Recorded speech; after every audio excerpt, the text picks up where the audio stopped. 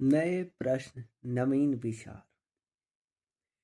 पल्लवी की जिज्ञासा। पल्लवी की नानी प्रत्येक रविवार को सुबह सुबह स्नान कर आश्रम जाती थी। एक दिन पल्लवी ने भी अपनी नानी के साथ चलने की इच्छा व्यक्त की। अगले अगले रविवार को पल्लवी अपनी नानी के साथ आश्रम पहुंची। वहां एक साधु बाबा कथा सुना रहे थे। उस कथा में कई ऐसे शब्द थे जिसका अर्थ पल्लवी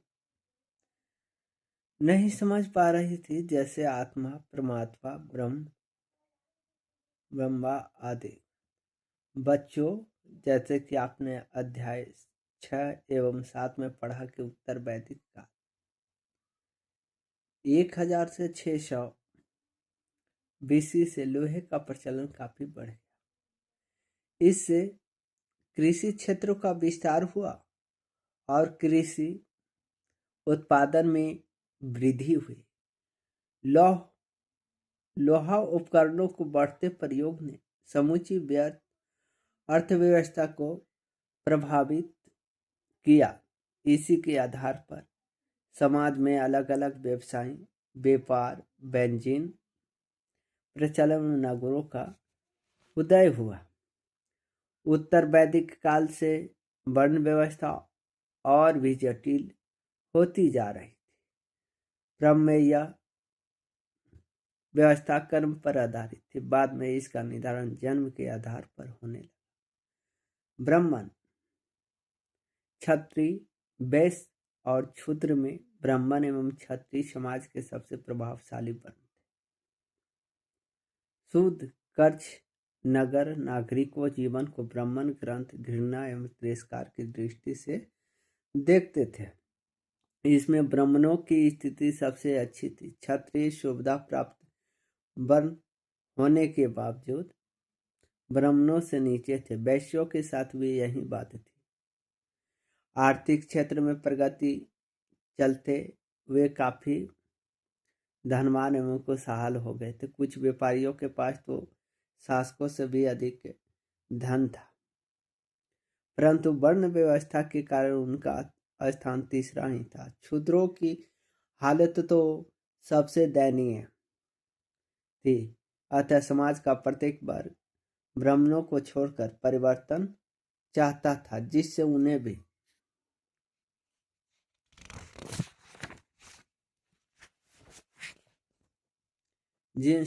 उन्हें भी समाज में समान अधिकार प्राप्त हो सके।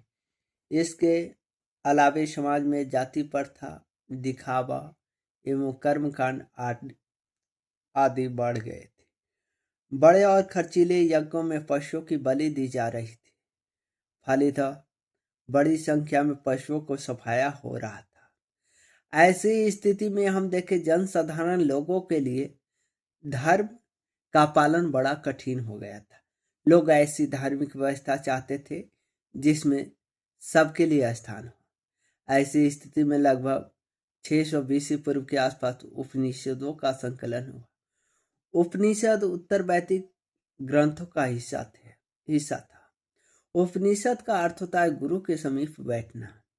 उपनिषद में कठिनाई विषय जैसे आत्मा, परमात्मा, ब्रह्म इत्यादि पर चर्चाएं मिलते हैं। प्रायः ये चर्चाएं समान वार्तालाप के रूप में मिलते हैं, जैसे पिता पुत्र, पति पत्नी, ब्राह्मण क्षत्रिय, गुरु शिष्य एवं जनसाधारण के बीच वार्तालाप। इस वार्तालाप में ज्यादातर पुरुष भाग लेते थे। कभी कभी गगरी जैसे स्त्री विचारकों का भी उल्लेख मिलता है।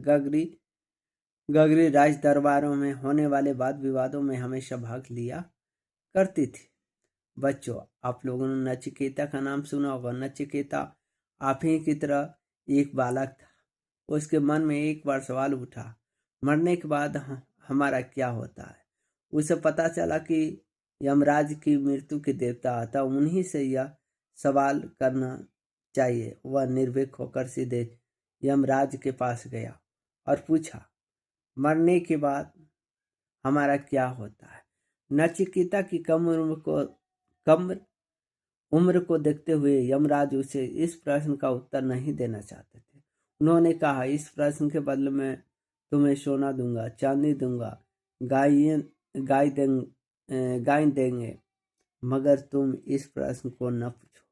इसका उत्तर तो देवता भी नहीं जानते। नचिकेता यमराज के सारे प्रलोभनों को ठुकरा कर अपने प्रश्न में अड़ा रहा। उसकी निर्भरता और ईमानदारी से खुश होकर यमराज ने आत्मा का स्वरूप बताते हुए कहा, यह आत्मा न जन्म लेती है और न मरती है।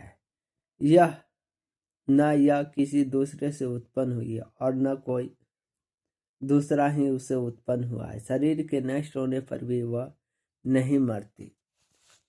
यज्ञ बल्क और उनकी पत्नी का वार्तालाप भी उल्लेखनीय है। याज्ञवल्क्य ने घर छोड़कर जंगलों में रहने की इच्छा व्यक्त की। इस अवसर पर उनकी पत्री मैत्रेय ने उनसे लंबी बातचीत प्रश्न के रूप में की। इस बातचीत का मतलब था कि धन संपत्ति से आदमी बड़ा नहीं होता है। आपने और अपने समाज के लोगों की समस्याओं के बारे में सोचने से ज्ञान की प्राप्ति होती है। कभी कभी समाज के गरीब पुरुष भी इस चर्चों में भाग लिया करते थे। सत्यकाम जवाल एक ऐसा ही गरीब व्यक्ति था। उसके मन में सत्य जानने की इच्छा हुई। इसके लिए वह गौतम नामक ब्राह्मण के पास गया। गौतम ने उसे अपने शिष्य के रूप में स्वीकार किया। आगे चलकर सत्यकाम जवाल अपने समय के प्रसिद्ध विचारक बन गए थे। इस प्रकार 6ठी शताब्दी में जिस समय जनसाधारण में धर्म के प्रति लगाव कम होता जा रहा था, तत्कालीन समाज में कर्मकांडों की प्रधानता बढ़ती जा रही थी। उपनिषदों की शिक्षा ने लोगों को नए नए ढंग से सोचने में विचार करने का रास्ता दिखाया। ऐसे ही परिस्थिति या स्थिति में कुछ विचारकों ने समाज में फैली बुराइयों का विरोध कर नए विचार और सिद्धांतों को लोगों के सामने रखा। इन विचारकों में गौतम बुद्ध तथा महावीर प्रमुख थे। जैसे गौतम बुद्ध का नाम आता है तो 16 महाजनपद के बारे में आपने नाम सुना होगा, जिसमें अंगुत्तर निकाय में कहा गया 16 महाजनपद की चर्चा किया गया है। बुद्ध का जन्म कब हुआ था? 563 बीसी में नेपाल के तराई में स्थित कपिल वस्तु के लूनी वन में हुआ था। इनके पिता का नाम सुदोधन, माता का नाम महामाया था। इनके बचपन का नाम सिद्धार्थ बचपन से ही चिंतनशील थे। अन्य बालकों की तरह खेल कूद में उनकी रुचि नहीं थी। वे प्राय एकांत में बैठकर मनुष्य जीवन मरण की गंभीर समस्याओं पर विचार किया करते थे। आगे चलकर यशोधरा से इनका विवाह हुआ। उनका पुत्र का नाम क्या था? राहुल था। सिद्धार्थ ने अपने चारों ओर लोगों को कष्ट में पाया। अपने क्रमिक जीवन काल में बुद्ध में अलग अलग दुखों से पीड़ित लोगों को, जैसे रोगी को, बूढ़े व्यक्ति को, मृतक की अर्थी को एवं एक सन्यासी को देखा। जब इन दृश्यों को देखने बाद उनके मन में कई प्रश्न उठे। आदमी क्यों बूढ़ा होता है? क्यों उसकी मृत्यु होती है आदि। उन्होंने सोचा संसार के सभी सुख बेकार और कम समय के लिए है। अतः अपने प्रश्नों का उत्तर पाने के लिए एक रात अपने प्रिय घोड़े पर सवार होकर घर से निकल पड़े।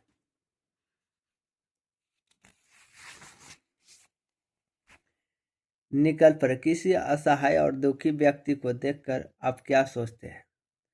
सिद्धार्थ ने अनेक आर्य गुरुओं से शिक्षा ग्रहण की, किंतु उन्होंने संतोष नहीं हुआ। इसके बाद उन्होंने 6 वर्ष तक कठोर तपस्या की और अंत में अन्न जल सब त्याग दिया। इसी समय अब गाने वाली स्त्रियों ने उन्होंने यह शब्द सुने, अपने बीना को तार को इतना मत कसो कि वे टूट जाए, और न इतना ढीला ही करो कि उनसे संगीत ही न निकले। अर्थात परिस्थिति के अनुसार ही जीवन जीने की कोशिश करनी चाहिए। सिद्धार्थ ने यह सुनकर मध्यम वर्ग को ही ठीक समझा। गाया के पास बोध गया में एक पीपल वृक्ष के नीचे उन्हें अपने प्रश्नों का उत्तर मिला, जिसके कारण उन्होंने घर छोड़ा था, अर्थात उन्हें सत्य का ज्ञान मिला। ज्ञान की प्राप्ति के बाद उन्हें बुद्ध कहे जाने लगा। उनके शिष्य बौद्ध कहलाए। महात्मा बुद्ध ने अपना पहला उपदेश सारनाथ में दिया। यह घटना धर्म चक्र प्रवर्तक कहलाता है। इस घटना को यादगार बनाने के लिए बाद में अशोक सम्राट ने सारनाथ में एक विशाल स्तूप का निर्माण करवाया। ये आप देख सकते हैं स्तूप सारनाथ में अशोक द्वारा निर्मित सारनाथ है, आप देख सकते हैं। फिर हम देखते हैं उसके बाद बुद्ध ने मगध, वैशाली और भारत के अन्य जगहों पर घूम घूम कर अपने उपदेशों को लोगों को सामने रखा।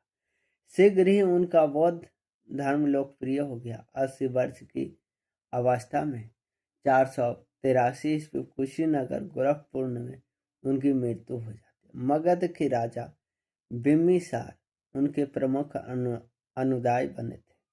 भगवान बुद्ध एवं बौद्ध भिक्षुओं के मरने के उपरांत उनके शरीर अवशेषों पर निर्मित रचनाओं को स्तूप कहा। सारनाथ, नालंदा, सांची इत्यादि जगहों पर ऐसे स्तूप देखे जा सकते हैं। आप देख सकते हैं महात्मा बुद्ध का उपदेश देते हुए चित्र। फिर हम देखते हैं बुद्ध ने जात पात, ऊंच नीच के भेदभाव तथा धार्मिक जटिलता के गलत बताया। एक आदमी अच्छा है या बुरा, यह बात उसके व्यवहार को देखकर कही जा सकती है। बुद्ध के सिद्धांत को समाज का कोई भी वर्ग अपना सकता है। उन्होंने लोगों को दयालु तथा मनुष्य के साथ साथ जानवर एवं पशु पक्षियों से भी समान रूप से प्रेम करने की शिक्षा दी। बुद्ध लोगों को दूसरे की शिक्षा या सिद्धांत को अपने विवेक के आधार पर अपनाने की सलाह दी है।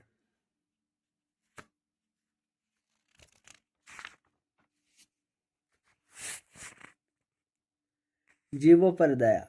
एक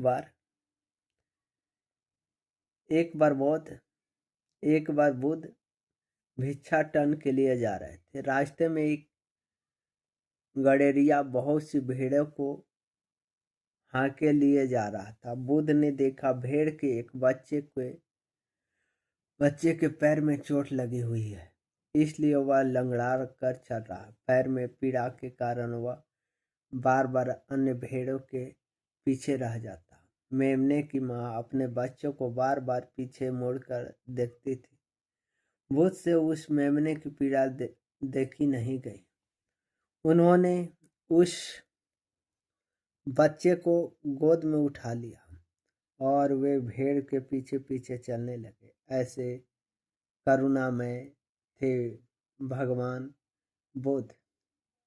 बौद्ध धर्म कैसे लोकप्रिय हुआ, यानी बुद्ध ने अपने परिवार विचार बुद्ध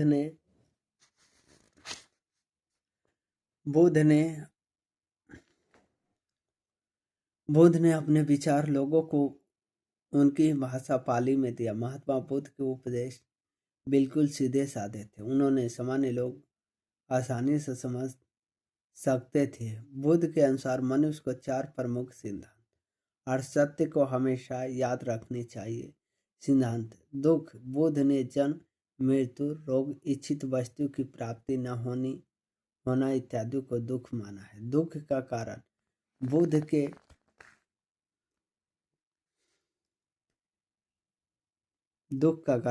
के अनुसार दुख का मुख्य कारण इच्छा तृष्णा है। जब मनुष्य को कोई इच्छित वस्तु नहीं मिल पाती उसे दुख होता है। बुद्ध के अनुसार इच्छाओं पर नियंत्रण कर सांसारिक दुखों को दूर किया जा सकता है। दुख निरोधक मार्ग। बुद्ध ने दुखों को दूर करने का मार्ग भी बताया है, जिसे अष्टांग मार्ग कहते हैं। इसे मध्यम मार्ग भी कहा जाता है। अष्टांग मार्ग को मध्यम मार्ग भी कहा जाता है। ये याद रखिएगा आप कि बुद्ध के अनुसार मनुष्य को 4 प्रमुख सिद्धांत दिए, जो हमेशा दुख का कारण, दुख का निरोधक मार्ग, ये याद रखिएगा, पूछा हुआ क्वेश्चन है। फिर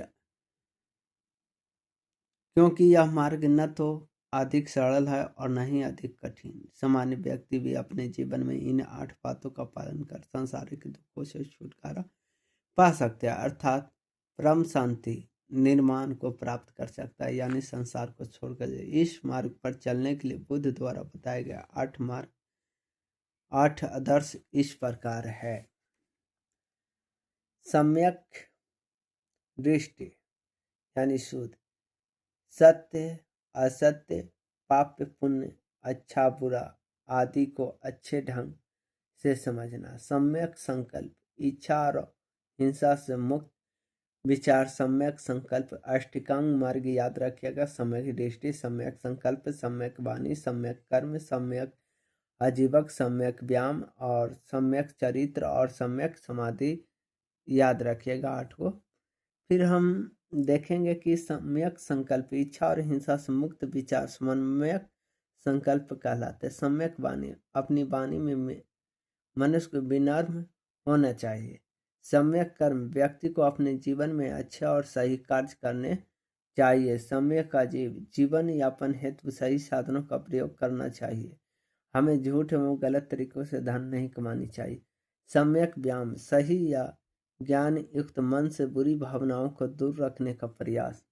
सम्यक चरित्र, मनुष्य को अच्छे आचरण व अच्छी बातों का जीवन में बार बार प्रयोग करने चाहिए। सम्यक समाधि, किसी विषय पर एकाधिकृत होकर विचार विमर्श करना। बुद्ध के उपयुक्त बताए गए मार्ग पर चलने के बाद मनुष्य आनंद तथा शांति का अनुभव करता है। बुद्ध ने बौद्ध संघों की स्थापना, जिसमें सभी जाति के पुरुष और महिलाओं को शामिल होने की आजादी है। संघ में प्रवेश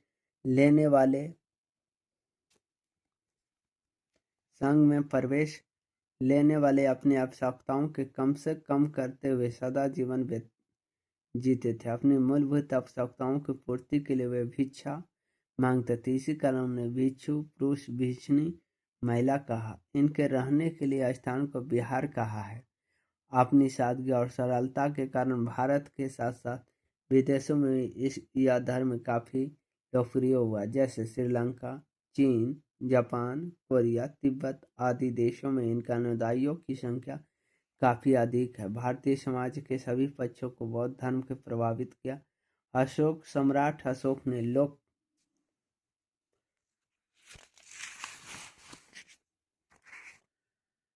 कल्याण, अहिंसा, धार्मिक समानता, साम्राज्य विस्तार न करने का निश्चय बौद्ध धर्म से प्रभावित होकर किया। धार्मिक क्षेत्र में अनेक बदलाव आए। धीरे धीरे यज्ञ, बलि एवं कर्मकांडों में कमी आई। नालंदा, विक्रमशिला जैसे बौद्ध मठ स्थापित हुए। बौद्ध धर्म से जुड़े स्थलों की सूची बताइए। फिर हम जैन धर्म के बारे में जानेंगे। इसी समय बौद्ध धर्म की तरह जैन धर्मी जनसाधारण को अपनी नई विचारधारा से प्रभावित कर रही थी। जैन धर्म के संस्थापक ऋषभदेव थे। जैन धर्म में कुल 24 तीर्थंकर होने की बात कही गई। तीर्थंकर का अर्थ धर्म का प्रसार करते हुए दूसरे को रास्ता बताने वाले। अब आप जानते हैं जैन धर्म के संस्थापक कौन थे? ऋषभदेव। लेकिन जैन धर्म के वास्तविक संस्थापक कौन थे? महावीर स्वामी। फिर हम देखेंगे तीर्थ के क्रम में 23वें थे परशुरामनाथ, जो काशी के अश्वसेन के पुत्र थे। 23वें पूछता है कि कौन थे? 23वें गुरु परशुरामनाथ, जो काशी के रहने वाले थे। कहाँ के? काशी के अश्वसेन के पुत्र थे। जैन शब्द जिन शब्द से निकला, जिसका अर्थ होता है जीतने वाला। 24वें तथा अंतिम तीर्थंकर महावीर इस धर्म के सर्वाधिक महत्वपूर्ण विचारक। उन्होंने इस धर्म में अपेक्षित सुधार करके इसका व्यापक स्तर पर प्रसार किया। महावीर का मूल नाम क्या था? वर्धमान। वर्धमान का जन्म कब हुआ था? 540 में। इसमें वैशाली के निकट कुंड ग्राम में हुआ। इनके पिता सिद्धार्थ जाटक क्षत्रिय कुल के प्रधान थे। इनकी माता त्रिशला वैशाली की लिच्छवी राजकुमारी थी। फिर हम देखेंगे कि वर्धमान का विवाह यशोदा नामक राजकुमारी से हुआ था। 30 वर्ष की उम्र में गौतम बुद्ध 29 वर्ष की उम्र में। फिर हम देखेंगे कि राजमहल की सारी सुख दुख व त्याग कर घर किस अपने बड़े भाई से आज्ञा लेकर वह तपस्या के लिए निकल जाते हैं। 12 वर्ष की कठोर तपस्या के बाद उन्हें यज्ञ ज्ञान यानी कैवल्य मनु ज्ञान की प्राप्ति होती है। महात्मा बुद्ध भगवान ज्ञान प्राप्ति के बाद वे महावीर कहलाए। 72 वर्ष की उम्र में 468 ईस्वी में पावापुरी में उनकी मृत्यु हुई थी। ये आप देख सकते हैं पावापुरी की जल मंदिर।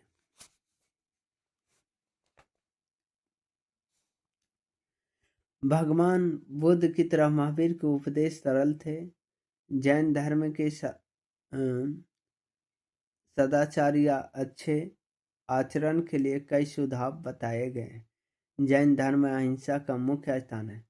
भगवान महावीर का मानना था कि पशु पक्षी पेड़ पौधे और हवा में उपस्थित अदृश्य कीटाणु में भी जीवन है। इसलिए जैन साधु मुंह और नाक पर कपड़ा बांधकर चलते हैं ताकि हवा द्वारा कीड़े उनकी नाक में पहुंचकर नष्ट न हो जाए। स्मरण करें भगवान बुद्ध ने भी अहिंसा को अपनाने की बात कही थी।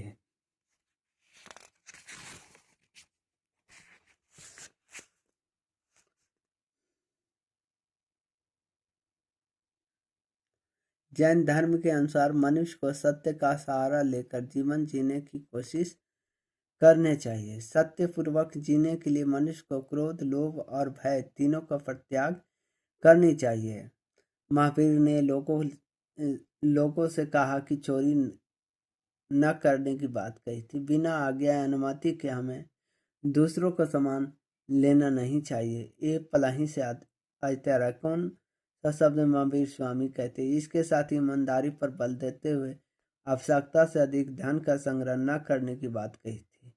भगवान बुद्ध की तरह अच्छे चरित्र निर्माण के लिए महावीर ने लोगों को ब्रह्मचर्य का पालन करने की बात कही। लेकिन 4 शब्द उसमें जो ब्रह्मचर्य शब्द 3 शब्द था वो पहले परशुनाथ ने कहे थे, लेकिन सिर्फ इसने 3 महावीर ने ब्रह्मचर्य पालन करने की बात कही। ब्रह्म शब्द इसका अर्थ मनुष्य को अपने मन पर नियंत्रण रखना चाहिए। महावीर ने अपनी शिक्षा आम लोगों की भाषा प्रकृति में दी। देश के अलग अलग हिस्सा में प्रकृति के अलग अलग रूप प्रचलित है। जैसे मगध में बोली जाने वाली प्रकृति मगधी कहलाती थी। महावीर ने सभी मनुष्यों को समान माना। उन्होंने स्त्रियों को पुरुष के समान संघ में प्रवेश देना स्वीकार किया। स्मरण करें, उपनिषद में गगरी जैसी स्त्री विचारकों का उल्लेख है। भगवान बुद्ध ने भी अपने संघ में स्त्रियों को प्रवेश की आजादी दी थी। बुद्ध तथा महावीर दोनों का मानना था। आप जानते हैं कि बुद्ध का प्रथम शिष्य कौन था? तो अनंत। और प्रथम महिला कौन था? उनकी मौसी। और फिर दूसरी महिला कौन थी? तो अम्रपाली नर्तकी थी, जो वैशाली की नर्तकी थे। बुद्ध महावीर दोनों का मानना था कि घर का त्याग करने पर ही सच्चे ज्ञान प्राप्ति हो सकती है। ऐसे लोगों के लिए उन्होंने संघ नामक संगठन बनाया, जहां घर का त्याग करने वाले लोग एक साथ रह सके। महावीर ने अपने उपदेश में कर्म को प्रधानता देती है। उनके अनुसार मनुष्य भी अच्छे कार्य द्वारा पूजनीय बन सकता है। जीवन का उद्देश्य आनंद की प्राप्ति। इस प्राप्ति के लिए जैन धर्म के 3 मार्ग बताए गए। इन्हें त्रिरत्न कहते हैं। लेकिन त्रिरत्न हम बौद्ध धर्म में भी पढ़ते हैं। त्रिरत्न के बारे में चर्चा। सम्यक दर्शन। आत्मा सभी जीवधारियों के शरीर में निवास करती है, इसलिए इनकी को सभी प्राणियों को अपने समान समझना चाहिए। सम्यक ज्ञान। सम्यक दर्शन से सम्यक ज्ञान की प्राप्ति होती है और मनुष्य को अज्ञानता क्रोध लोभ मोह आदि से छुटकारा मिल जाता है।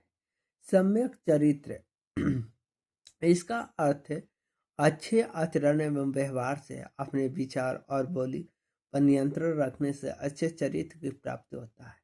जैन धर्म में इसे त्रिरत्न भी कहा जाता है। जैन धर्म के अनुयायियों का ऐसा मानना है कि इस मार्ग पर चलने से मनुष्य जीवन मरण के दुखों से छुटकारा पा सकता है।